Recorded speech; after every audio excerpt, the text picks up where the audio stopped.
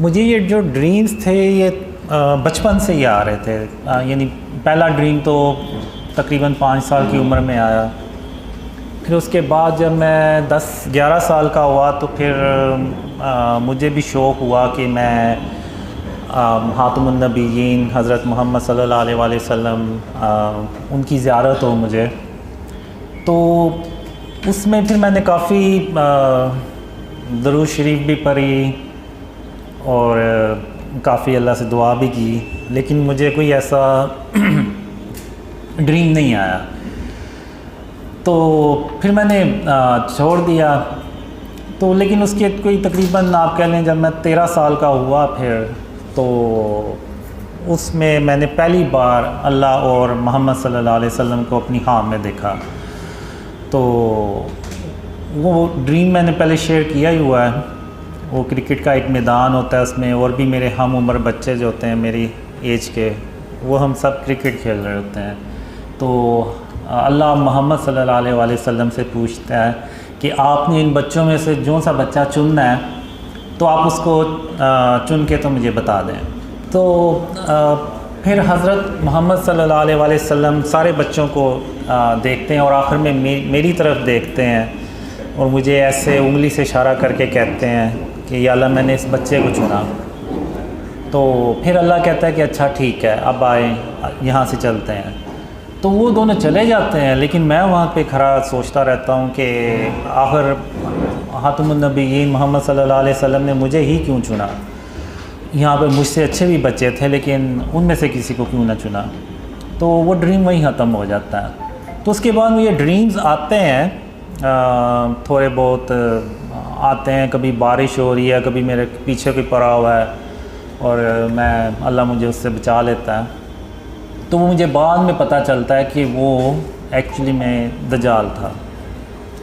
तो फिर जब मैं 17 साल का होता हूँ तो ये जो ड्रीम्स का जो सिलसिला है ना, ये कंटिन्यू होता है। यानी ये चलता है। तो उस वक़्त से ये चला हुआ और ये आज तक मुझे जो ड्रीम्स है ना वो आते हैं। यानी मैं अगर मैं सोया हुआ ना, कोई 15-20 मिनट के लिए भी मैं सोता हूँ तो मुझे कोई ना कोई ड्रीम आ ही जाता है छोटा मोटा। तो ये जो सिलसिला है ना वो आज तक ऐसे ही चल रहा है। और इसमें ख़ातमुन नबिय्यीन हज़रत मोहम्मद सल्लल्लाहु अलैहि वसल्लम और अल्लाह इन्हीं ड्रीम में से कुछ ड्रीम्स होते हैं, उनमें फिर वो आते हैं। और कुछ ड्रीम्स होते हैं जो उनमें नहीं आते, लेकिन वो यानी आगे चल के फिर सच्चे होते हैं। तो मैं यही समझता रहा कि जो अल्लाह के जो वादे हैं, एक ड्रीम था जिसमें अल्लाह ने पहली बार मुझसे बात की, उसी में अल्लाह ने उन वादों का ज़िक्र किया था। वो ड्रीम मुझे आया था 94 में। तो उसमें अल्लाह कहता है कि कासिम, जो वादे मैंने तेरे साथ किए हैं मैं उनको पूरा कर दूंगा, और अगर मैं अपने वादे ना पूरे कर सका तो मैं तमाम जहानों का बादशाह नहीं हूँ। तो ये जो अल्लाह के वर्ड थे वो आज भी मुझे हूबहू वैसे ही याद है। तो अब मैं यहाँ पे ये समझता रहा कि अल्लाह के वादे बस ये हैं कि मुझे एक लड़की भी थी जो ड्रीम्स में आती थी। तो मुझे बस यही रहा था कि अल्लाह के वादे ये हैं कि मेरी उससे शादी हो जाएगी और हैप्पी एंडिंग हो जाएगी बस। तो मेरा कभी दूसरी तरफ ध्यान ही नहीं गया कि जो ड्रीम्स अल्लाह ने मुझे क़यामत से रिलेटेड दिखाए हैं, जिसमें आप कह लें major science of क़यामा, Yajuj Majuj, दज्जाल, ईसा अलैहिस्सलाम और फिर क़यामत के दिन के ड्रीम्स। तो मेरा उस तरफ कभी ध्यान नहीं गया। और ये मुझे ड्रीम्स आए थे 2003 से 2005 के बीच में। इस तरह के बहुत ज़्यादा ड्रीम्स आए जो दज्जाल, ईसा अलैहिस्सलाम, याजूज माजूज और साइन ऑफ क़यामा, ये जो ग़ज़वा हिंद और जो क़यामत के दिन के बारे में ड्रीम्स थे।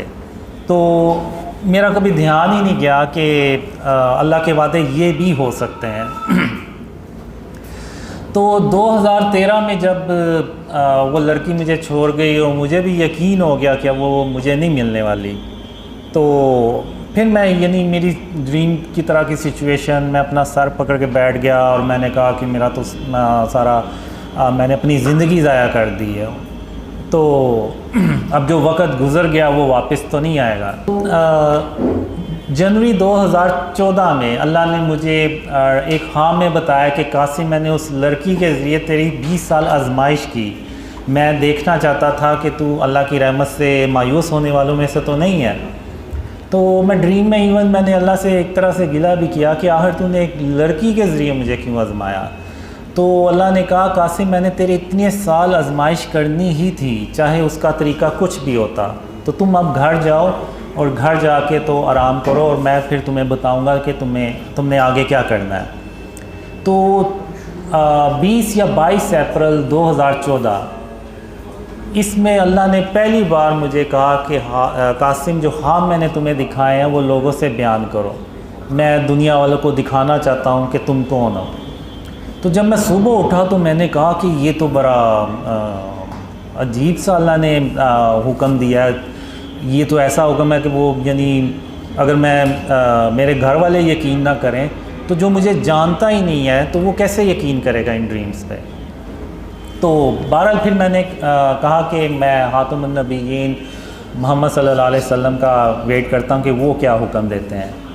तो वो भी कोई 7 दिन हफ्ता 10 दिन बाद ड्रीम्स में आए, तो उन्होंने भी मुझे वही कहा कि जो ख्वाब अल्लाह ने तुम्हें दिखाए हैं वो लोगों से बयान करो। तो चूँकि अब अल्लाह और मोहम्मद सल्लल्लाहु अलैहि वसल्लम दोनों ने मुझे वही हुक्म दिया तो मेरे पास फिर कोई और चॉइस ही नहीं थी। मैंने फिर वो ड्रीम शेयर करना शुरू किए ईमेल्स के थ्रू अपने घर वालों से इधर उधर, तो किसी ने यकीन ही नहीं किया। तो फिर सितंबर में मैंने तकरीबन वो ईमेल्स के थ्रू भी ड्रीम्स शेयर करना छोड़ दिए। तो फिर अक्टूबर 2014 में एक ख्वाब में मैं अल्लाह से कह रहा होता हूँ कि अल्लाह, इन ख्वाबों पे कोई यकीन नहीं करने वाला और मैं सिर्फ़ अपना वक्त ज़ाया कर रहा हूँ। तो अल्लाह फिर कहता है कि नहीं कासिम, जब मैं किसी काम का इरादा करता हूँ तो फिर मैं उसको करके छोड़ता हूँ और मुझे रोकने वाला कोई भी नहीं होता। तो फिर अल्लाह इंटरनेट को बुलाता है और इंटरनेट को हुक्म देता है कि जो कासिम के ख्वाब है ना, ये पूरी दुनिया में फैलाओ। तो वो फिर वो दुनिया में फैलाता है। तो फिर उसके बाद मैंने करते करते जनवरी 2015 में ड्रीम्स को ऑनलाइन शेयर करना शुरू किया।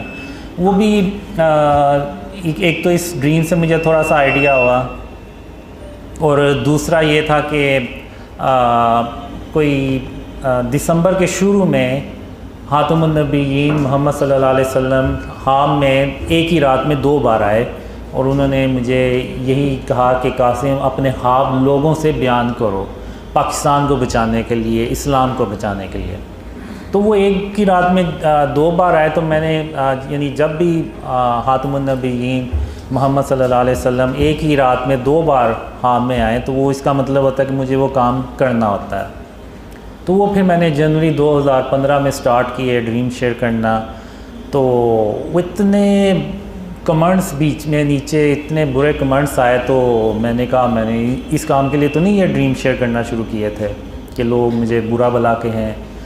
तो वो फिर मैंने जनवरी के एंड तक ना पक्का फ़ैसला कर लिया कि मैं इन ख्वाबों को ना शेयर करना बंद कर दूँगा। तो फिर 8 फरवरी 2015 उसमें ड्रीम में खातमुन नबीयीन मोहम्मद सल्लल्लाहु अलैहि वसल्लम आए और उनकी आवाज़ जो थी ना वो बहुत ही अफसरदा थी कि ऐसे जैसे अगर मैंने ये काम छोड़ दिया तो वो उनके लिए यानी बहुत बड़ा मसला हो जाएगा। तो उन्होंने फिर मुझे कहा कि कासिम, अल्लाह की रहमत से मायूस नहीं हुआ करते और तुम इस काम को मत छोड़ो और इसको करते रहो और अल्लाह तुम्हारी मदद कर रहा है और तुम अपनी मंजिल के बहुत करीब हो। तो मैं जब सुबह उठा तो मैंने कहा कि रसूल अल्लाह सल्लल्लाहु अलैहि वसल्लम के लिए जान भी हाजिर है, तो ये तो सिर्फ बुरे कमेंट्स हैं। तो फिर मैंने कंटिन्यू किया उसको काम को, लेकिन फिर भी दिल में था मेरे कि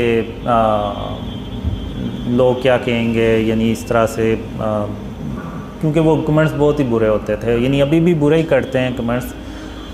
तो फिर मार्च 2015 में अल्लाह ने एक खाम में कहा, यानी उसमें एक अल्लाह मुझे कहते हैं कि कासिम इन अंधेरों में कब तक पड़े रहोगे, बाहर निकलो और उस जगह को तलाश करो जो मेरी रहमतों और बरकतों से भरी पड़ी है। तो मैं बड़ा खुश होता हूँ कि अल्लाह मुझे इन अंधेरों से बाहर निकालने आया है। तो जब मैं बाहर जाता हूँ अपने घर से तो वहाँ पे मैं देखता हूँ 8-10 कोई भूखे शेर भरे साइज़ के वो घूम रहे होते हैं। तो मैं डर के अंदर भागता हूँ, मैं कहता हूँ कि ये तो मुझे वैसे ही कच्चा खा जाएंगे। तो मैंने फिर अंदर आके अल्लाह से भी कहा। तो इसी दौरान वो फिर 3 कुत्ते होते हैं वो जो खिड़की से अटैक करने लगते हैं, लेकिन वो फेंस लगी होती है तो वो वहीं से टकरा के तो पीछे हो जाते हैं। तो फिर मैं कहता हूँ अल्लाह से कि या अल्लाह तेरे सामने इन्होंने मेरे ऊपर हमला किया और तू मुझे ये कह रहा है कि वो शेर मुझे कुछ नहीं कहेंगे। तो फिर अल्लाह है उनको मार देता है और फिर अल्लाह मुझे कहता है कि कासिम या तो वो काम करो जिसका मैंने तुम्हें हुक्म दिया या फिर इन अंधेरों में हमेशा हमेशा के लिए पड़े रहो और तुम मेरा यकीन करो, मैं तुम्हारी हिफाजत करूँगा और तुम्हें तुम्हारी मंजिल तक बाहिफाजत पहुँचाऊँगा। तो ये कह के अल्लाह वहाँ से चला जाता है। अब मैं उधर दीवार पे नीचे बैठ के तो सर टांगों में दबा के तो सोचता रहता हूँ कि और कहता हूँ कि मैं इधर भी अगर रहूँगा तो मौत मुझे यहाँ भी आ जानी है, लेकिन जैसा कि अल्लाह मुझे कहता है कि वो मेरी हिफाजत करेगा तो मुझे अल्लाह पे भरोसा करना चाहिए और बाहर निकलना चाहिए। तो फिर मैं वो बाहर निकलता हूँ तो वो करते करते अल्लाह मुझे बचाते रहता है और मैं उस जगह पहुँच जाता हूँ। तो फिर अल्लाह मुझे कहता है कि कासिम क्या मैंने तुम्हें नहीं कहा था कि मैं तुम्हें तुम्हारी मंजिल तक बाहिफाजत पहुँचाऊँगा। तो फिर मैं अल्लाह से कहता हूँ कि हाँ या अल्लाह तूने अपनी बातें सच कर दिखाई। तो यहाँ पे फिर मैं कहता हूँ अल्लाह से कि अब मैं कल अपने जितने भी मेरे काम हुए मैं वो सारे कर लूँगा। तो फिर यहाँ पे अल्लाह सीरियस हो के ना मुझे कहता है अच्छा कासिम तो फिर मैं भी उसके बाद क़यामत कायम कर दूँगा। तो इस तरह के भी ड्रीम्स जो है ना काफ़ी मुझे आए जिसमें क़यामत का आखिरी दिन होता है और मैंने अपने काम करने होते हैं, लेकिन मैं हर ड्रीम में किसी न किसी वजह से अपने काम कंप्लीट नहीं कर पाता। लेकिन अल्लाह अपनी रहमत से क़यामत कायम नहीं करता और एक और दिन देता है जिसमें वो फिर मैं उससे अगले दिन जो होता है ना वो अपने सारे काम कंप्लीट करता हूँ। तो फिर जब अल्लाह ने मुझे ख्वाबों का हुक्म दिया शेयर करने का तो फिर मैंने सोचा कि कहीं अल्लाह के वादे वो तो नहीं है जो मुझे एंड ऑफ टाइम से रिलेटेड आए थे जिसमें हम ईसा अलैहिस्सलाम से जाके मिलते हैं और फिर वो क़यामत के दिन के ख्वाब। तो मैंने कहा हो सकता है अल्लाह के वादे जो है ना वो हों। लेकिन फिर भी जब मैंने ड्रीम शेयर करना शुरू किए तो मैंने कहा बस 2-4 लोग यकीन कर लेंगे, इससे ज़्यादा नहीं करेंगे। तो लेकिन फिर अब आज मैं देखता हूँ दुनिया भर से लोग ड्रीम्स पे अल्लाह की रहमत से उसकी मदद से बिलीव कर रहे हैं, ना सिर्फ बिलीव कर रहे हैं बल्कि एफ़र्ट्स भी कर रहे हैं, उनको आगे ड्रीम्स को फैला भी रहे हैं। तो मेरे लिए तो ये मौजज़ा है अल्लाह का, आप माने या ना माने, क्योंकि आज के दौर में जब हर कोई अपने काम में बिज़ी है, किसी के पास यानी इतना टाइम ही नहीं है कि इन चीज़ों की तरफ ध्यान दे। और ऐसे यानी जितने भी हैं सारे नाम हम आपस में कभी जानते थे एक दूसरे को, ना मुझे ये कभी जानते हैं ना कभी मिले, लेकिन फिर भी ये जो है ये ड्रीम्स फैला रहे हैं, वीडियोस बना रहे हैं और इस तरह से लोगों को यानी अक्सर के तो अपने यानी उनके अपने जो फ्रेंड थे उन्होंने भी उनसे फ्रेंडशिप तोड़ दी और उनके घर वालों में भी मसला हुआ, लेकिन फिर भी अल्लाह की मदद से और अल्लाह की रहमत से वो काम को कंटिन्यू कर रहे हैं। तो ये जो चीज़ है ये सिर्फ अल्लाह की मदद और उसकी रहमत से मुमकिन है, उसकी मदद के बगैर ये काम हो ही नहीं सकता, और वो भी स्पेशली आज के दौर में। तो मेरे लिए तो ये मौजज़ा ही है अल्लाह का, क्योंकि इसमें मुझे ड्रीम्स भी आए थे कि 2011 से 2013 में मैं कुछ ऐसे लोगों यानी जा रहा होता हूँ, कुछ रास्ते में मुझे ऐसे लोग मिलते हैं कि जिनको मेरे नाम का भी पता होता है, और उनमें से कुछ को इतना पता होता है कि अल्लाह ने मुझे किसी जगह जाने का हुक्म दिया है, और वो उनमें से ये भी कहते हैं कि हमें पता था आप यहाँ से एक दिन गुज़रेंगे। तो उस वक्त मैं ड्रीम में हैरान होता था और अपने आप से सवाल करता था आखिर ये लोग हैं कौन जिनको मेरे नाम का भी पता है और कुछ को इतना पता है कि मैं किस जगह जा रहा हूँ। तो ये सवालों के जवाब मेरे ख्याल से जब मैंने ड्रीम शेयर करना शुरू किए तो फिर मुझे ये जवाब मिले कि मैंने कहा शायद वो लोग आप ही हैं जिनको मैंने अपने ड्रीम्स में देखा और जिन्होंने मुझे पहचाना। तो अब आपने क्या सवाल पूछा था? जी, अब जब मैंने ड्रीम शेयर करना शुरू किए तो उसमें फिर जो अल्लाह और ख़ातमुन नबीयीन मोहम्मद सल्लल्लाहु अलैहि वसल्लम थोड़ा यानी नॉर्मल रूटीन से थोड़ा ज़्यादा आना शुरू हुए, जिनमें अल्लाह थोड़ा सा ज़्यादा आना शुरू हुआ। तो शुरू में जब मैंने ड्रीम शेयर करना शुरू किए तो फिर ख़ातमुन नबीयीन मोहम्मद सल्लल्लाहु अलैहि वसल्लम ने भी मुझे ड्रीम्स में कहा कि कासिम मेरा ये पैगाम लोगों को, मेरी उम्मत को दे दो कि जो तुम्हारी मदद करेगा वो ऐसे ही जैसे उसने मेरी मदद की। और फिर उसके बाद कुछ ड्रीम्स में ऐसे भी आया कि अल्लाह जो है ना वो गोल्डन पेपर्स में उन लोगों के नाम लिख रहा है जो यानी शुरू में इन ड्रीम्स को फैलाते हैं। और मुझे ये भी ड्रीम्स में आया कि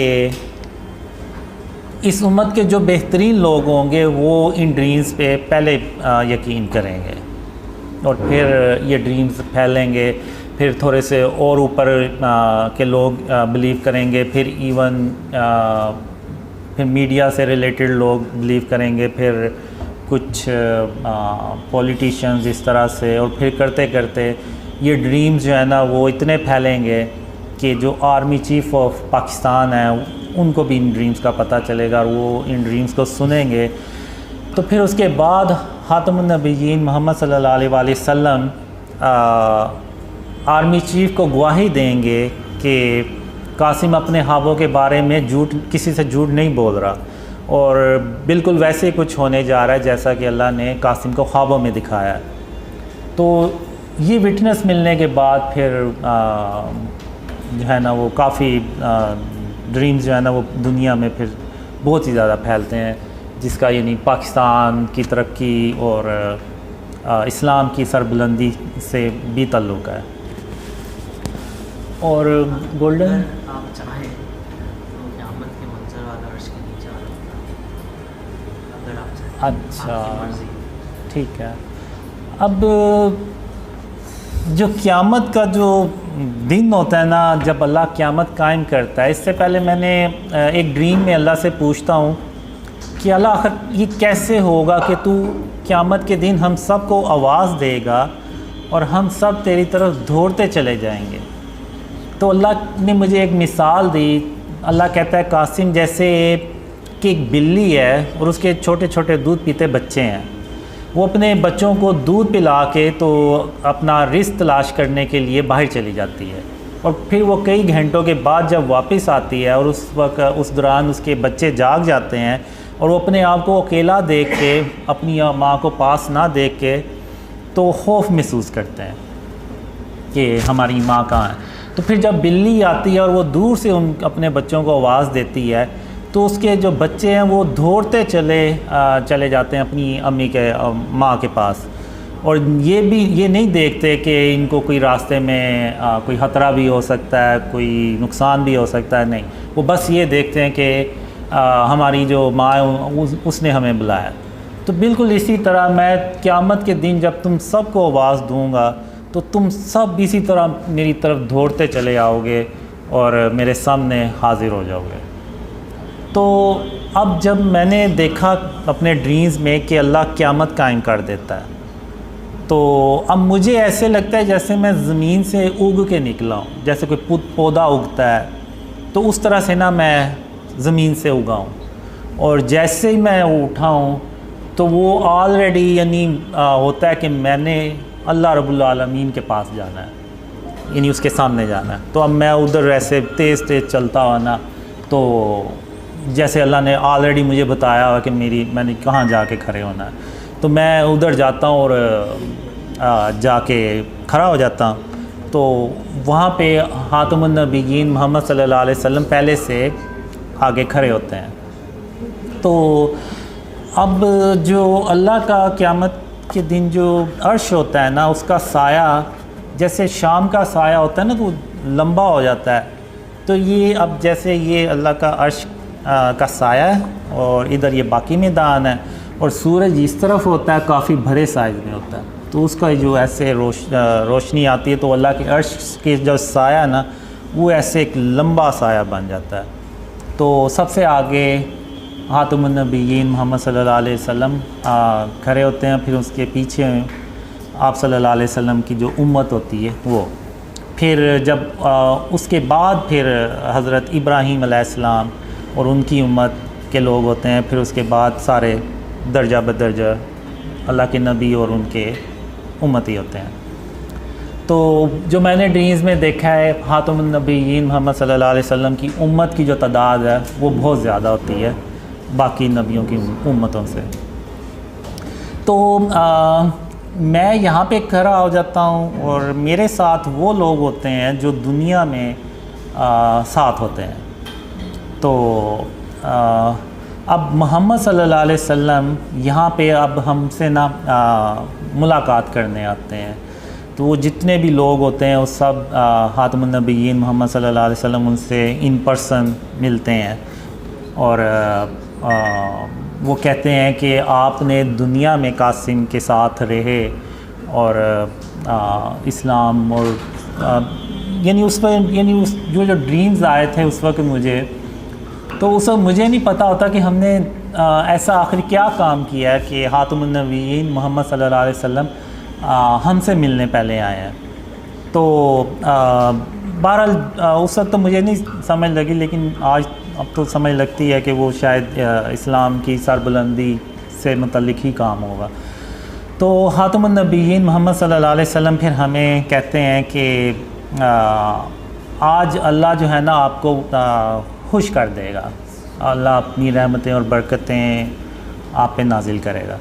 तो इस तरह से मैंने ना वो ड्रीम में देखा, और उस वक्त मैं ड्रीम में भी यानी ये सोच रहा होता हूँ, हैरान हो रहा होता कि हमने आखिर दुनिया में ऐसा क्या काम किया होगा कि खातमुन नबिय्यीन मोहम्मद सल्लल्लाहु अलैहि वसल्लम खुद हमसे मिलने आए हैं। तो वो इस तरह का ड्रीम होता है। तो उसके अलावा भी काफ़ी ड्रीम्स होते हैं, यानी उसमें ये जो एरिया होता है, इधर सारे कुफ़ार होते हैं खड़े हुए, और उनके गर्दनों में और पूरा जंजीरों में जकरे होते हैं, और ऐसे यानी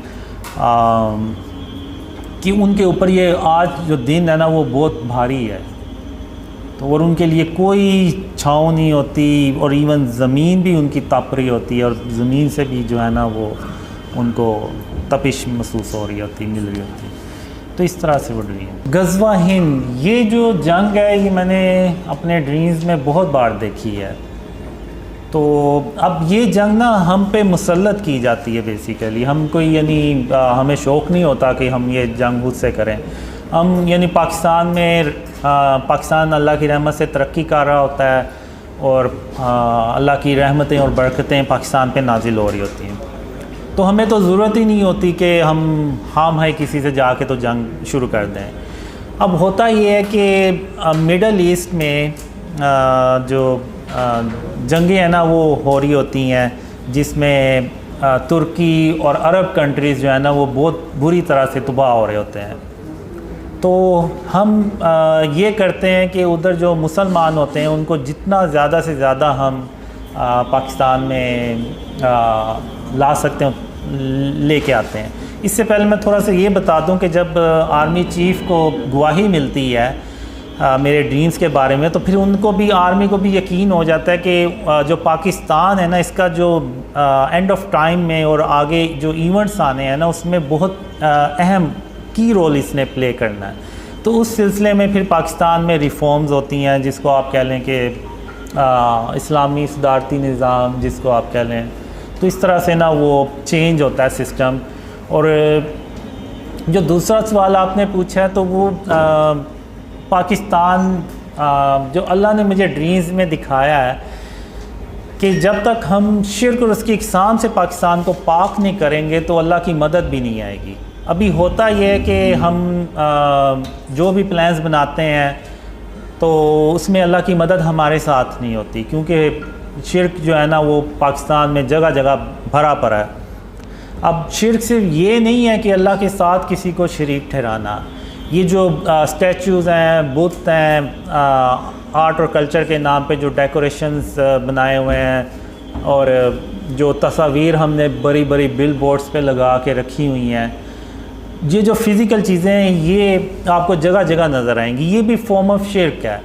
अब मक्का जो काबा है उसमें 360 जो थे वो बुत ही पड़े हुए थे, तो अब वो बुत वो वाले हों या जो आज के दौर में बुत बनाते हैं आर्ट और कल्चर के नाम पे वो हों, वो सब सेम ही है। उनकी जो प्रेजेंस है या उनकी जो वजूद है वो वही है, सिर्फ शक्लें डिफरेंट हैं और तो कोई मसला नहीं, और तो कोई डिफरेंस नहीं है। तो अगर आप देखें तो आज के दौर में आप एक टाउन से 360 से ज़्यादा इस तरह के स्टैचूज़ निकाल लेंगे। तो ये जो चीज़ें हैं ना ये सब फॉर्म ऑफ शिर्क में आती हैं। अब इब्राहीम अलैहिस्सलाम ने बुतों को तोड़ा, अब नौज़बिल्ला उन्होंने कोई उसको करना तो नहीं था लेकिन उन्होंने फिर भी तोड़ा, क्योंकि वो अल्लाह का हुक्म था और उन्होंने उस सरज़मीन को शिर्क से पाक करना था। तो वो तभी होता है जब वो बुत तोड़े जाए, बुत ख़त्म किए जाएं और तस्वीरें ख़त्म की जाएं। अब मैं यहाँ पे ये नहीं कह रहा कि लोग बाहर निकलें और तोड़ दें, ये हुकूमत का काम है और वही करे ये काम तो बेहतर है और उसे ही करना चाहिए, और वही कानून बनाएं कि इस तरह जो भी अपने दुकानों में स्टैचूज़ रखेगा या गैर ज़रूरी तस्वीरें लगाएगा तो उसको फ़ाइन होगा या जो भी। तो जब आर्मी चीफ़ को विटनेस मिलती है तो उसके बाद पाकिस्तान को शिर्क और उसकी इकसाम से पाक किया जाता है और फिर अल्लाह की मदद आती है, और जो हम प्लान्स बनाते हैं अल्लाह की मदद उसमें शामिल होती है। तो पाकिस्तान जो है ना वो तेज़ी से तरक्की करता है, और लेकिन दूसरी तरफ वो अरब कंट्रीज़ में डिस्ट्रक्शन होती चली जाती है और पाकिस्तान तरक्की करता चला जाता है और इंडिया से हज़म नहीं होता तो वो पाकिस्तान पे अटैक करने लगता है। तो उस वक़्त अल्लाह फिर 3000 काले रंग के जंगी जहाज़ भेजता है, और उन जंगी जहाज़ों को देख के तो इंडिया की अकेला पाकिस्तान पे अटैक करने की हिम्मत ही नहीं पड़ती। तो चूँकि अब पाकिस्तान तरक्की कर रहा होता है तो जो दुनिया के बाकी के मुल्क होते हैं ना उनको भी ये फ़ियर आना शुरू हो जाता है कि अगर हमने पाकिस्तान को ना रोका तो ये कल को हमारे ऊपर हुकूमत करेगा। तो चूँकि वो अरब कंट्री में ऑलरेडी डिस्ट्रक्शन कर रहे होते हैं तो वो फिर इंडिया के साथ मिल के तो एक बहुत बड़ी जंग पाकिस्तान पे मुसल्लत करते हैं, तो जिसको कि वो गज़वा हिंद कहा जाता है। जो मैंने ड्रीम्स में देखा है वो शायद 100 झंडे 100 मुल्क हों जो सारे मिल के ना तो पाकिस्तान के ख़िलाफ़ हो जाते हैं। तो अब इस दौरान पाकिस्तान की जो आबादी है वो भी ज़्यादा होती है, क्योंकि लोगों को पता चलता जाता है कि ये एंड ऑफ टाइम और इस तरह से गज़वा हिंद का वक्त आ रहा है। तो लेकिन इसके बावजूद लोगों में ना वो कुछ मुसलमान जो पाकिस्तान में होते हैं उनमें फ़ियर भी होता है कि पता नहीं पाकिस्तान बचेगा भी या नहीं, क्योंकि वो दुश्मन ही इतनी बड़ी तादाद में होते हैं। तो लेकिन अल्लाह जो है वो पाकिस्तान की मदद करता है, और इस जंग में ख़ातमुन नबिय्यीन मोहम्मद सल्लल्लाहु अलैहि वसल्लम खुद फ़िज़िकल शिरकत भी करते हैं और वो उस जंग में मौजूद होते हैं। लेकिन वो जो सरबराह होता है उसके इल्म में होता है, या कुछ जो लोग होते हैं करीबी उनको पता होता है कि ख़ातमुन नबिय्यीन मोहम्मद सल्लल्लाहु अलैहि वसल्लम भी इस जंग में शरीक हैं। तो अब जो मैंने ड्रीम्स में देखा है कि पाकिस्तान का 10% से ज़्यादा जो है ना वो नुकसान नहीं होना चाहिए इस जंग में, और फिर जब जंग शुरू होती है तो अल्लाह मदद करता है और पाकिस्तान जो है ना वो हिंदुस्तान को ना डिफ़ीट कर देता है। और जो मैंने ड्रीम्स में देखा है वो इतनी ज़्यादा तबाही होती है कि उसमें तकरीबन 80 करोड़ लोग जो है ना वो मारे जाते हैं, जिसमें बहुत ज़्यादा तादाद हिंदुस्तान उनकी होती है। तो उसके बाद मैं देखता हूँ तो जो औरतें, बच्चे और बुज़ुर्ग जो है ना, वो बहुत बड़ी करोड़ों की तादाद में बच जाते हैं। और हम उस जंग में भी ख़ातमुन नबिय्यीन मोहम्मद सल्लल्लाहु अलैहि वसल्लम के जो बनाए हुए असूल हैं जो जंगों में, वही हम उसको भी अपनाते हैं। और किसी यानी बच्चों को और बुज़ुर्गों को, औरतों को नहीं मारते। तो वो बच जाते हैं। तो वो फिर पाकिस्तान को पैगाम देते हैं कि या तो आप हमें भी मार दें या फिर आप हमें अपनी पनाह में ले लें। तो सब फिर हुकूमत ऐलान करती है कि आप दो मर्दों को 2-2, 3-3, 4-4 शादियाँ करें और उन औरतों को पनाह दें। तो उसके बाद फिर मिडल ईस्ट में पाकिस्तान जाता है काले रंग के जंगी जहाज़ लेके, और वहाँ पे रशिया और अमेरिका को शिकस्त देता है और पाकिस्तान अकेला जो है ना वो सुपर पावर बन जाता है। तो उसमें जो मैंने ड्रीम्स में देखा है कि जो हम यूरोप में जाने लगते हैं तो वो पहले ही हाथ खड़े कर देते हैं और वो जंग नहीं करते। वो कहते हैं आए आप और हम पे हुकूमत कर लें, इस तरह का कोई सीन होता है। और फिर पाकिस्तान जो है वो पूरी दुनिया में जब ख़ातमुन नबिय्यीन मोहम्मद सल्लल्लाहु अलैहि वसल्लम का सच्चा इस्लाम फैलाता है तो पूरी दुनिया अमन से भर जाती है। लेकिन इसका जो स्टार्ट है ना वो पाकिस्तान से होगा। तो इस तरह से मैंने ये देखा है कि दुनिया कैसे अमन से भरती है। फिर उसके चंद साल बाद दज्जाल जो है वो बाहर आ जाता है।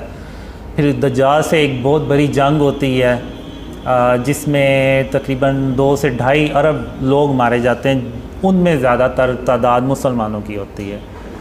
तो फिर उसके बाद दज्जाल के बाद फिर ईसा अलैहिस्सलाम आते हैं। फिर जो मैंने ड्रीम्स में देखा है कि अल्लाह मुझे ना जब दज्जाल आता है ना तो कुछ लोग होते हैं, उनको अल्लाह कहता है कि इनको ले पहाड़ में ले जाके ना तो छुपा दो। अब वो एक पहाड़ होता है, उसके अंदर वो सारा तराशा होता है, अंदर पूरी एक बिल्डिंग सी बनी होती है, सब कुछ सारी सहूलतें होती हैं, अंदर रहने के लिए सारा फूड का इंतज़ाम होता है और वो वहाँ पे रहते हैं। और मैं उनसे कहता हूँ कि जब तक मैं ना हूँ आप लोगों ने इधर ही रहना है। तो फिर जब मैं दोबारा जाता हूँ तो वो ट्रेन पे उनको बिठाता हूँ और फिर वो ट्रेन पे हम जब जा रहे होते हैं तो याजूज माजूज रास्ते में हमारी ट्रेन पे अटैक करते हैं। तो अल्लाह जो है वो हमें बचा लेता है याजूज माजूज से भी। और फिर हम ईसा अलैहिस्सलाम के पास पहुँचते हैं और फिर ईसा अलैहिस्सलाम के साथ रहना शुरू हो जाते हैं। और फिर उसके बाद एक कोई बीमारी आती है जिसमें वो 2 से 3 हफ्ते में सारे मुसलमान जो है ना वो अल्लाह को प्यारे हो जाते हैं। तो उसके बाद शैतान जो होता है वो भी इंसानों की शक्ल में आ जाता है और जो कुफार होते हैं यानी वो बदतरीन लोग होते हैं। अब जब ईसा अलैहिस्सलाम आते हैं तो एक तरफ उम्मत के बेहतरीन लोग होते हैं और दूसरी तरफ आप कह लें कि इंसानी तारीख़ के बदतरीन लोग होते हैं। तो मुसलमानों के बाद वो शैतान जो है वो उनमें इंसानों की शक्ल में आ जाता है और वो उनको बहकाता है और फिर उन्हीं लोगों पे अल्लाह जो है ना वो बदतरीन जो लोग होते हैं ना उन पे क़यामत कायम करता है। तो इस तरह से मैंने ये ड्रीम्स में देखा है। अब जो रीसेंट ड्रीम है वो मैंने 3 दिन पहले देखा था, वो भी काले रंग के जंगी जहाज़ों के बारे में था। तो उसमें ये होता है कि पाकिस्तान में यानी तब्दीली आ चुकी होती है और पाकिस्तान तरक्की करने लगता है। तो उसमें वो फिर 3 काले रंग के जंगी जहाज़ आते हैं और उनमें से एक जंगी जहाज़ इंडिया में जाता है अटैक करने। यानी हम चाहते हैं कि यानी शुरू में ही इंडिया को प्रेशराइज़ किया जाए और इन ख्वाबों का फ़ायदा उठाते हुए। तो एक जंगी जहाज़ जाता है लेकिन इंडिया अलर्ट हो जाता है और वो काफ़ी यानी जहाज़ अपने भी उड़ाता है। तो वो जंगी जहाज़ जो है वो ऐसे हवा में खड़ा भी हो जाता है, रुक भी जाता है और फिर वो वेट करता रहता है। चूँकि वो जहाज़ ज़्यादा होते हैं तो वो फिर वापस आ जाता है। तो जब वो वापस आता है तो इंडिया जो है वो जैसे मैच जीतने के बाद पाकिस्तान से वो शोर शराबा करते हैं और हल्ला गुल्ला करते हैं, तो उसी तरह उनके जो सारा करते हैं और उनके जो जहाज़ होते हैं वो भी ऐसे स्टंट करते हैं कि देखो हमने तुम्हारा जो जंगी जहाज़ आया था उसको भगा दिया। तो लेकिन वो जो जंगी जहाज़ है ना वो ऐसे वापस आके ना तो ऐसे नीचे बहुत नीचे परवाज़ करता है। तो यानी इसमें मैं पहली बार यानी देखता हूँ कि वो जंगी जहाज़ ऐसे हवा में रुक भी जाते हैं और ऐसे बहुत लो फ्लाइट करते हैं। जैसे अब ये एक बिल्डिंग है और इधर नीचे इस लेवल पे घर होंगे, तो वो जंगी जहाज़ जो है ना वो रेजिडेंशल एरिए से ऐसे गुज़रता हुआ जाता है ऐसे। वरना नॉर्मली जो मिलिट्री जेट फाइटर्स होते हैं वो इतनी लो परवाज़ पे रेजिडेंशल एरिया से नहीं गुज़रते, लेकिन वो गुज़र आता है। तो मैं कहता हूँ कि ये तो यानी बड़ी टेक्नोलॉजी है इस जहाज़ में, ना सिर्फ जहाज़ में बल्कि वो पायलट्स में भी होती है, जाहिर सी बात। वो फिर आहिस्ता से ऐसे अंदर इंडिया के बॉर्डर पे एंटर होता है और 2 मिज़ाइल फायर करता है, एक जो इंडिया की बेस होती है मिलिट्री वो, और एक जो एयर बेस होती है उस पर अटैक करता है, और वो दोनों बेस तबाह हो जाती हैं और वो वापस अपने वापस पाकिस्तान आ जाता है और उनको इंडिया को पता भी नहीं चलता कि कोई आया है और अटैक करके चला गया। तो वो इरफान भाई ने बताया कि जब वो जहाज़ बहुत ही लो फ्लाइट पे जा रहा तो इवन वो रेडार्स जो है ना वो भी डिटेक्ट नहीं कर पाते। तो इवन जब वो हाइट पे भी होता है तो वो बेसिकली उनके रेडार डिटेक्ट नहीं कर पाते कि जहाज़ किस जगह पे, बस उन्हें एक सिग्नल्स आ रहे होते हैं कि हमारी टेरिटरी में कोई दुश्मन का कोई डिवाइस या कोई जहाज़ इस तरह से आया, लेकिन कहाँ पे है वो नहीं पता चलता उनको। तो इस तरह से वो फिर वापस आता है और फिर वो जो ब्लैक जेट फाइटर्स के पायलट्स होते हैं वो आते हैं, तो वो हम उनसे बात कर रहे होते हैं, तो वो ड्रीम वहीं ख़त्म हो जाता है। तो ये लेटेस्ट ड्रीम ये है। रिसेंटली ड्रीम्स आते हैं, इमरान खान के बारे में भी आए, तो लेकिन एक चीज़ है कि जब तक इस मुल्क को शिर्क और इसकी इक़साम से पाक नहीं किया जाएगा ना, ये मुल्क नीचे चलता जाएगा। लोग मुझसे पूछते हैं तो मैं वो बस उसी बेस पे कहता हूँ कि जब तक हम शिर्क से इस मुल्क को पाक नहीं करेंगे तो अल्लाह की मदद भी नहीं आएगी। अल्लाह की मदद नहीं आएगी तो इसका मतलब है कि ये मुल्क मज़ीद नीचे चलता जाएगा। तो जो मुझे लग रहा है कि मैं कहना नहीं चाहता, लेकिन मुझे यही लग रहा है कि ये मुल्क में मज़ीद मसाइल पैदा होंगे, मज़ीद डॉलर्स का मसला होगा, इकोनॉमी का और पॉलिटिकल स्टेबिलिटी आ भी जाए तो कोई मुझे नहीं लग रहा कि कोई इकोनॉमी इसकी बेहतर होगी। तो जो नवाज शरीफ के बारे में जो ड्रीम्स थे उसमें वो आएंगे पाकिस्तान दोबारा वापस, लेकिन अल्लाह खैर करे। बस मैं ये कहूँगा कि अल्लाह पाकिस्तान की मदद करेगा इंशाअल्लाह। लेकिन ये है कि जैसे जैसे वो ड्रीम्स फैलेंगे तो लोगों में जो शिर्क और उसकी इक़साम और उसकी अवेयरनेस है वो ज़्यादा होगी, तो लोग अपने आप को बचाएंगे शिर्क से। एक कोशिश जो है ना, अगर वही हम स्टार्ट कर दें तो अल्लाह को वो कोशिश भी पसंद आ जाएगी। और मैंने जब आप देख लें बहुत से लोग मेरी बातें करते हैं, मेरी दाढ़ी नहीं है, मैं नमाज़ें भी नहीं पढ़ता, तो ये वो, तो अल्लाह ने मुझे बहुत ज़्यादा ड्रीम्स में बताया, कहा कि अल्लाह क़यामत के दिन सारे गुनाह बख्श देगा लेकिन शिर्क कभी माफ़ नहीं करेगा। लेकिन नौज़ुबिल्लाह इसका मतलब ये नहीं कि वो मैं ये कह रहा हूँ कि नमाज़ें नहीं पढ़नी चाहिए, दाढ़ी नहीं रखनी चाहिए।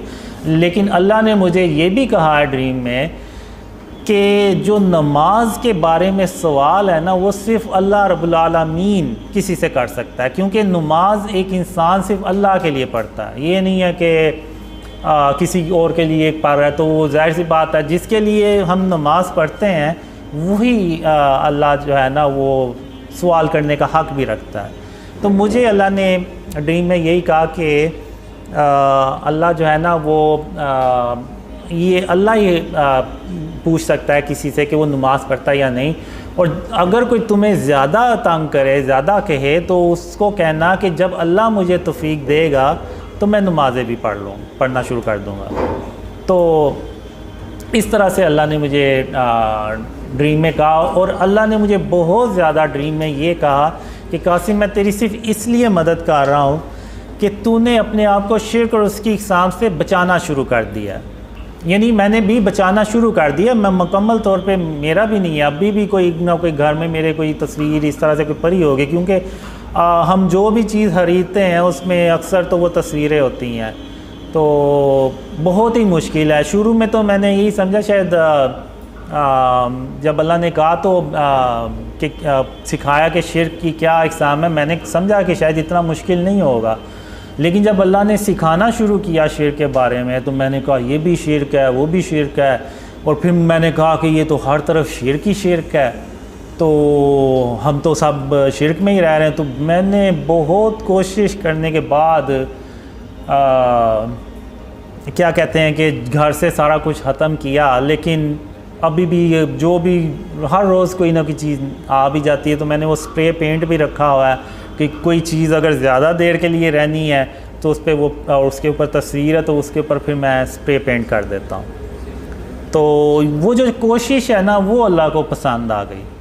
तो मुकम्मल तौर पे अभी तक मैं भी नहीं कर सका, लेकिन अगर हम पूरे पाकिस्तानी, अब आप देखें कि मैं 2015 में मैं अकेला था, मुझे कोई भी नहीं था जानता। इवन जो मुझे पुराने ड्रीम्स आते थे ना उसमें होता था कि लोग मुझे जान रहे हैं, पहचानते हैं, तो मैं बड़ा हैरान भी होता था। मैंने कहा लोग मुझे कैसे पहचानेंगे, कैसे जानेंगे, मैं तो घर से बाहर ही नहीं निकलता, ना मैं कोई सोशल पर्सन हूँ, ना मैं कोई सेलिब्रिटी या इस तरह से कोई डॉक्टर इंजीनियरों के लोग मुझे पहले से जान रहे हों और इस तरह से।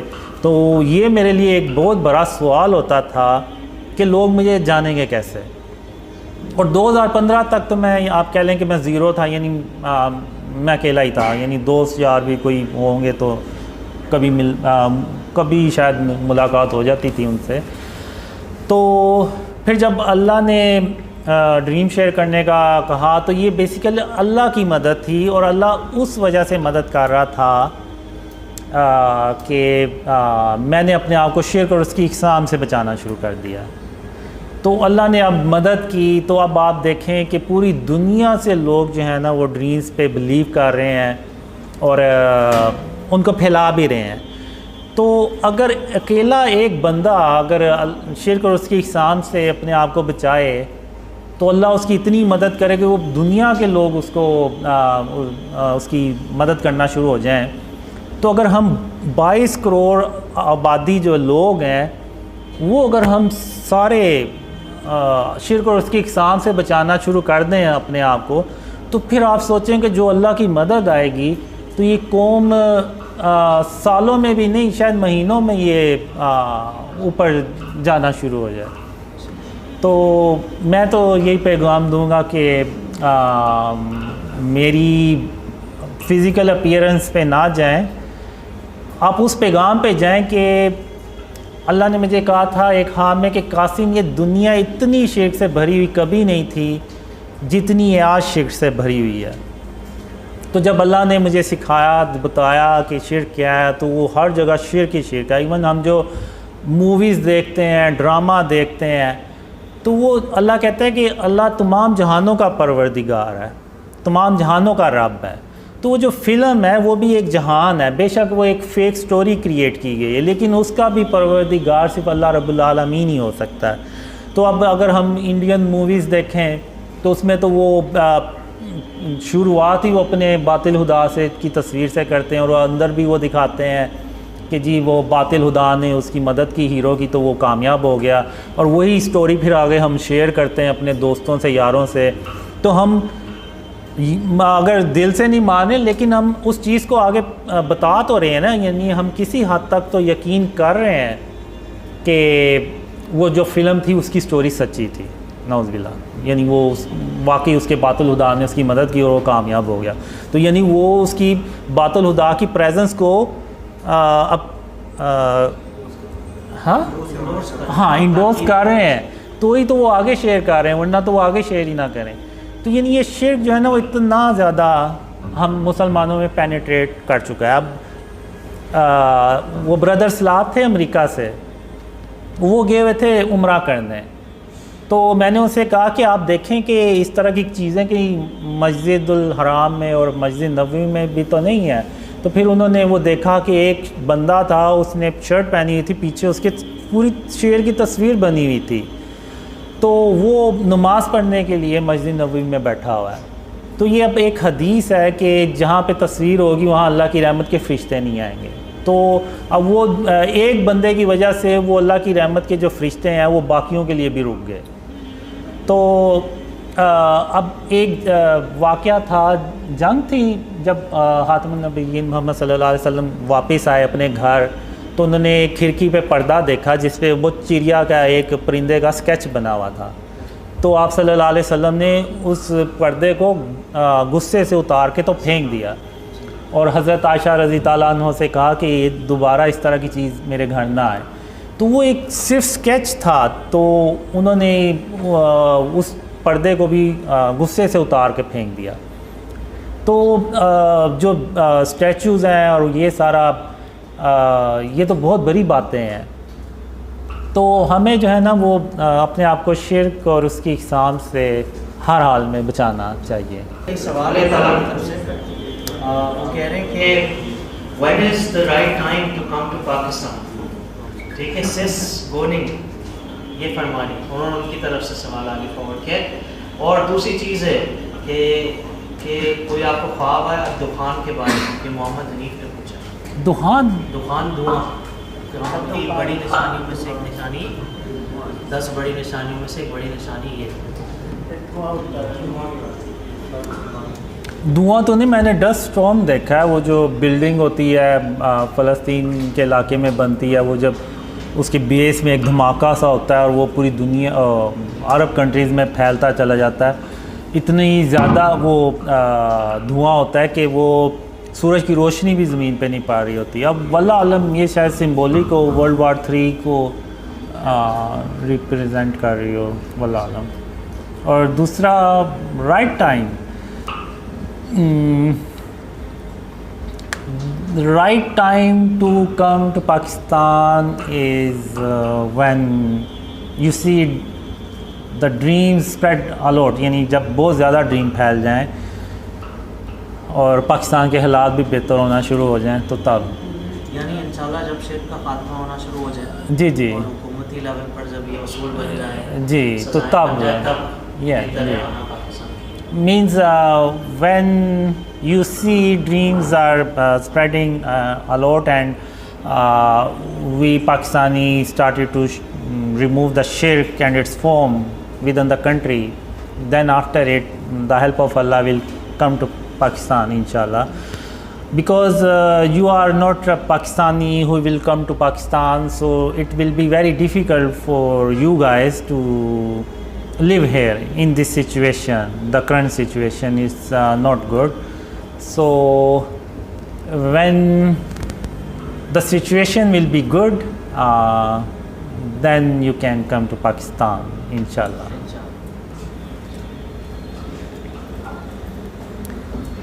For the Zoom meeting, we were talking about shirk and its form, and I shared my story, how dreams started to come and how Allah helped us, and we talk about Ghazwa Hind, and we talk about current situation, and I shared our latest dream about black jet fighters, which is Brother Talha already translated. So inshallah I will try to share that dream inshallah. ठीक है ज़ीशान, पहला सवाल आप पूछ लें। कासिम भाई अभी ना। हाँ, अस्सलाम वालेकुम कासिम भाई। वालेकुम सलाम। कासिम भाई, मेरा ये सवाल है आपसे, जैसा कि आपने कहा कि आपने ड्रीम देखा था जिसमें आर्मी चीफ को आप सल्लल्लाहु अलैहि वसल्लम ख्वाब में आते हैं, और फिर उसके बाद वो आपसे मुलाकात होती है और आपने अपने ड्रीम्स का बताते हैं।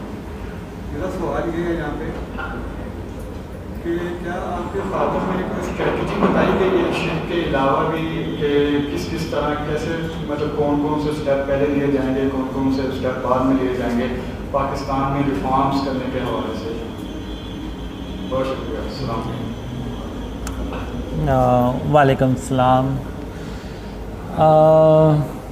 जो आर्मी चीफ को जब विटनेस मिल जाती है तो फिर आर्मी जो होती है ना वो ये यकीन कर लेती है कि पाकिस्तान को आने वाले इवेंट्स में एक बहुत बड़ी रिस्पॉन्सिबिलिटी प्ले करनी है, और उसके लिए जाहिर सी बात है जब तक पाकिस्तान की इकोनॉमी स्टेबल नहीं होगी, मुल्क तरक्की नहीं करेगा तो ये चीज़ें भी नहीं होंगी। इवन एक ड्रीम में मुझे ये भी आया था कि पाकिस्तान आर्मी को अपनी जो तादाद है वो डबल कर लेनी चाहिए ताकि वो आने वाले इवेंट्स को इजीली हैंडल कर सके। तो इसके बारे में शिर्क के अलावा जो मुझे बहुत ज़्यादा ड्रीम्स में आया है कि क्या करना चाहिए। पहले तो यानी जो ड्रीम्स में आया कि वो ये है कि जो निचला तबका है, जो गरीब तबका है, उसको हमने खुशहाल बनाना है। जब नीचे वाली लेवल पे खुशहाली आएगी तो उसका जो असर है ना वो ऊपर तक जाएगा। तो इसमें फिर जो हमारी करंट रोड्स हैं और इसका जो सेवरेज सिस्टम है, इस तरह से ये भी ड्रीम्स में आया कि ये भी कैसे हमें करना चाहिए। और जो मैंने पुराने ड्रीम्स में देखा है उसमें ये है कि हम एक ऐसा सिस्टम लेके आते हैं इकोनॉमी का कि जो इवन यूरोप के, अमेरिका के जो कंट्रीज़ हैं ना वो भी सरप्राइज होते हैं कि ये कैसा सिस्टम लेके आए। इवन हेल्थ का सिस्टम जो मैंने ड्रीम्स में देखा है कि वो हम एक टावर्स लगाते हैं, जैसे अभी आप देखें ना तो टावर्स लगे हुए हैं मोबाइल नेटवर्क के, तो वो जो टावर्स होते हैं ना वो लोगों को स्कैन करते हैं कि इनमें कोई बीमारी तो नहीं डेवलप हो रही, कि उनको पता ना चल रहा हो। अक्सर तो नहीं पता चलता जब तक कि वो सिम्टम्स ना आए, तो वो पहले से ही सिम्टम्स आने से पहले ही वो डिटेक्ट करके तो उसको यानी शुरू में उस बीमारी को पकड़ने की उन टावर्स में ना वो होता है कि वो अलर्ट कर देते हैं। और इसके अलावा फिर हम जो रोड्स के इर्द गिर्द ऐसे मशीन्स होती हैं जिसमें से वो आप कह लें कि कोई जैसे मिस्ट से नहीं निकलती, उस तरह से वो निकलती है कि जो इर्द गिर्द के वायरस है ना, बैक्टीरिया, उनको मार सके। क्योंकि वो जितने भी वो हमने उस वक्त जो ड्रीम में होता है कि वो ज़्यादातर जो वायरस और बैक्टीरिया ट्रैवल करते हैं वो रोड्स और इस तरह से जो ट्रैवलिंग करते हैं लोग उनके थ्रू फैलती, तो उसके लिए वो चीज़ होती है। तो इस तरह से ड्रीम्स में आया। और फिर इतना मैंने देखा है कि पाकिस्तान में इतनी खुशहाली आती है कि कोई यानी आपको गरीब नहीं मिलता कि कोई जिसको कोई ज़रूरत हो खाने की या इस तरह से, तो इतनी यानी अल्लाह की रहमतें और बरकतें देखी हैं। लेकिन ये होता तभी है जब हम शिर्क और उसकी इक़साम से अपने आप को बचाना शुरू करते हैं। क्योंकि एक सूरह सबा में अल्लाह ने एक कौम का ज़िक्र किया हुआ है जो हर तरह से खुशहाल थी और उसमें कोई बुराई नहीं थी, सारे यानी नेकूकार लोग थे, उनमें कोई भी बुराई नहीं थी। तो अल्लाह ने उनको 2 बाग दिए हुए थे जो कसरत से फल लगते थे उनमें, और उसको बेच के तो वो अपनी इकोनॉमी चलाते थे और जो भी उनमें खुशहाली थी वो उन बागात की वजह से थी। लेकिन आहिस्ता आहिस्ता उन लोगों ने ये कहना शुरू कर दिया कि ये जो बाग है ना, ये हम मेहनत करते हैं तो ये फल लेके आते हैं। तो अल्लाह ने उन फलों को ना मुर्दा कर दिया। और फिर अल्लाह ने उस कौम से सवाल किया कि अब भी तो तुम उतनी ही मेहनत करते हो जितनी पहले करते थे, तो अब ये ऐसे फल क्यों नहीं लगते जिनको तुम बेच सकते हो या तुम खा सकते हो। तो यानी बात करने का मतलब ये है कि जब तक हम यानी उन्होंने भी एक तरह से ना अल्लाह से तवक्कल हटा के तो अपने बाजुओं अपनी मेहनत पे ले आए कि यानी ये भी एक फॉर्म ऑफ शिर्क किया कि अल्लाह के अलावा किसी और पे तवक्कल कर लेना। तो जब तक हम शिर्क और उसकी इक़साम से अपने आप को नहीं ना बचाएंगे तो आप भूल जाएं कि अल्लाह मदद करेगा। तो यही मैं कहूँगा। I think when dreams spread a lot means a lot of people believes on the dreams, like are gathering here, then I think if someone want to come, then we can also is able to help them. So without local support, it will be very difficult for you guys to settle in Pakistan. But now the situation is about the dream spreading is by the mercy of Allah is a lot. So there is people who believes on the dreams in Pakistan, but still I will say wait a little more. So more people believes on the dreams, the more will be easy for you who want to come early. It will be more easy for them to settle in Pakistan because they will have more support. But still I will say wait for the right time to come to Pakistan, inshallah. I think Qasim Bhai answered this before also. So you should listen to Qasim Bhai and obey, and he's telling you to come at a later point in time. So you should obey, you should look for the signs. When it's the appropriate time, you should come. Also, there's a hadith from Rasulullah sallallahu alaihi wasallam, which means that if you're presented with two paths, you should choose the easier one. Do not put yourself in a test that you cannot withstand. So be careful what you wish for. Okay, moving on to the next question. Question number 6. शिर्क में बातें का शिर्क भी शामिल है. लोग कहते हैं तो हैं कि हम अल्लाह को अव्वल तरजीह देते हैं, मगर उनके अमल अव्वल तरजीह वाले नहीं होते, जैसे कि अल्लाह का हक है. ऐसा क्यों? फ्रॉम सनोवर. मतलब लोग बातों से भी शिर्क करते हैं, कहते तो कि हम अल्लाह ताला को पहले तरजीह देते हैं, लेकिन फिर जो करते हैं तो तरजीह नहीं होती, यानी अपने आप को ज़्यादा तरजीह देते हैं. मेरे ख्याल से ये चीज़ जैसे कि इरफान भाई ने भी कहा, ये चीज़ नाफरमानी में आएगी, शिर्क में नहीं आएगी. क्योंकि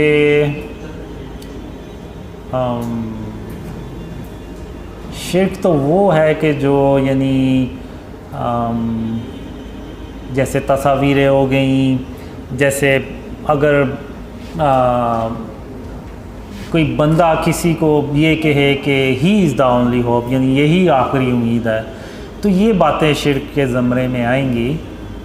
इस तरह की बातें हमें नहीं करनी चाहिए, क्योंकि हम इंसान हैं, तो इंसान गाफिल भी हो जाता है, लेकिन उसकी नीयत ये नहीं होती कि वो नौज़बिल्ला यानी शिर्क करे. अब जैसे मैं भी हूँ सुस्त और लेज़ी किस्म का, तो अब मैं भी बाज़ बातों में करता हूँगा, और जैसे मैं भी सो जाता हूँ, तो इस तरह से अज़ान हो रही है, नमाज़ नहीं पढ़ रहा, तो ये चीज़ें नाफरमानी में तो आएंगी, जैसे इरफान भाई ने भी कहा, लेकिन ये शिर्क के ज़मरे में नहीं आएंगी. शिर्क के ज़मरे में वो बातें आएंगी कि जैसे गरूर, तकब्बुर हो गया, और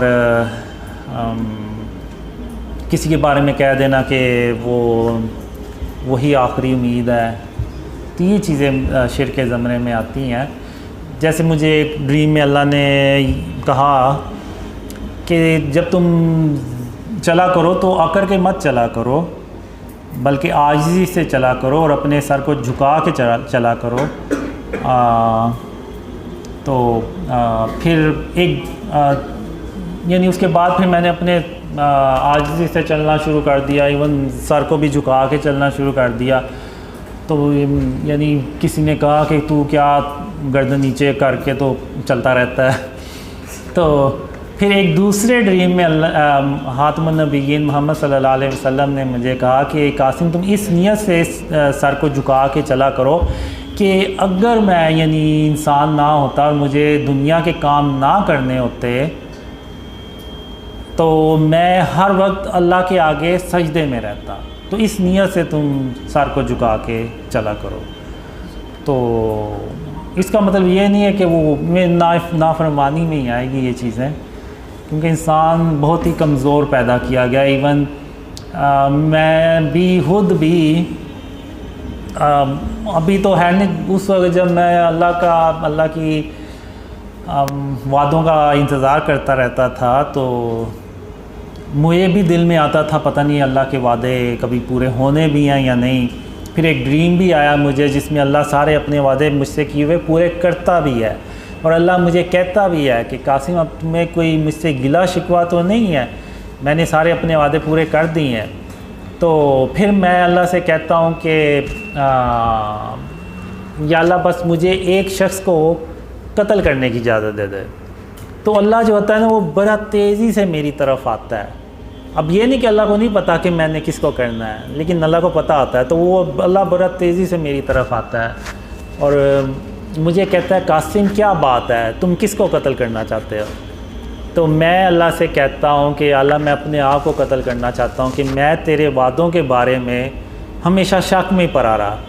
तो अल्लाह आगे से कहता है कासिम मैंने इंसान को बहुत ही कमज़ोर पैदा किया है, तो तुम ये उल्टी बातें सोचना छोड़ दो और आओ अब मैं तुम्हें घर छोड़ देता हूँ। तो इंसान को अल्लाह ने ना बहुत कमज़ोर पैदा किया है। तो अब ये चीज़ें नाफरमानी में आ सकती हैं लेकिन शिर्क में नहीं, क्योंकि अल्लाह ने इंसान को ना कमज़ोर पैदा किया, इंसान बड़ा कमज़ोर है।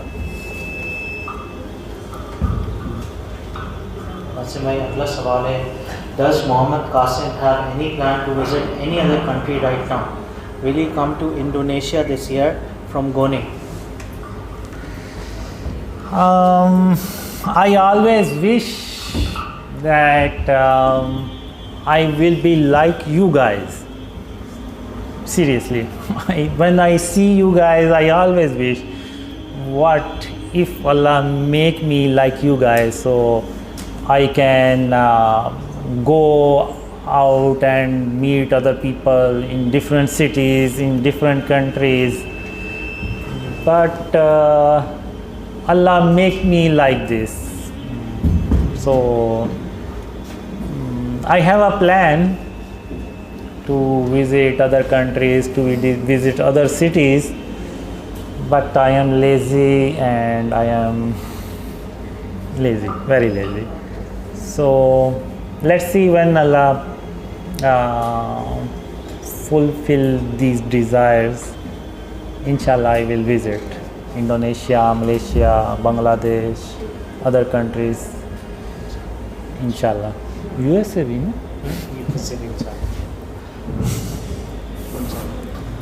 This is just the humility of Qasim bhai. Actually इनकी वालदा भी बीमार रहती हैं, so because Qasim bhai's mother is ill and she needs attention, and Qasim bhai is the only one with her right now.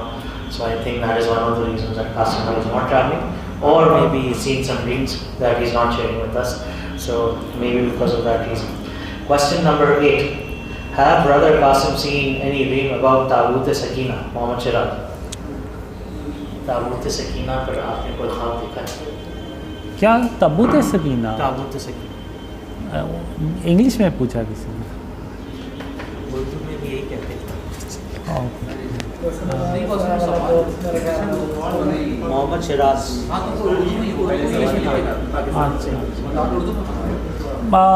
Actually, I don't see any dream like this.